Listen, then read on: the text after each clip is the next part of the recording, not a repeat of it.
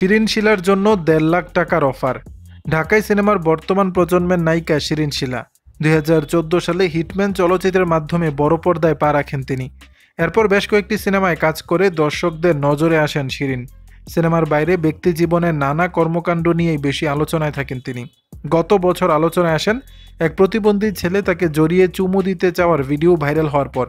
এরপর জানা যায় সেই ছেলে ইচ্ছাকৃত এমন কাণ্ড ঘটিয়েছে। এদিকে সম্প্রতি এক সাক্ষাৎকারে এই অভিনেত্রী জানিয়েছেন অভিনয়ের বাইরেও যে কোনো কোম্পানি থেকে ১.৫ লাখ টাকা বেতনের চাকরির অফার রয়েছে তার কাছে।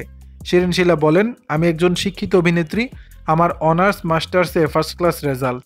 অভিনয়ের পরেও আমি চাইলে চাকরি করতে পারি। যে কোনো কোম্পানি থেকে আমার ১.৫ লাখ টাকা স্যালারিতেও চাকরির অফার রয়েছে। যেহেতু আমার গ্র্যাজুয়েশন কমপ্লিট, চাইলে এখনও চাকরি করতে পারবো বা ভবিষ্যতে বয়স বেড়ে গেলে তখনও করতে পারবো। আমি মনে করি পড়াশোনা আমার আজীবনের ফসল, যেটা মৃত্যুর আগ পর্যন্ত বহন করতে পারবো। শিরিন শিলা বলেন, ইদানিং একটা ট্রেন্ড চলছে কে কত বেশি দামি জামা পরতে পারে, কে বেশি দামের ঘড়ি পরবে। আমি অনেক নায়িকাকে দেখেছি তারা বলছে আমার ঘড়ির এত টাকা দাম, পোশাকের এত টাকা দাম, তবে আমি মনে করি এসব বলা ঠিক নয়।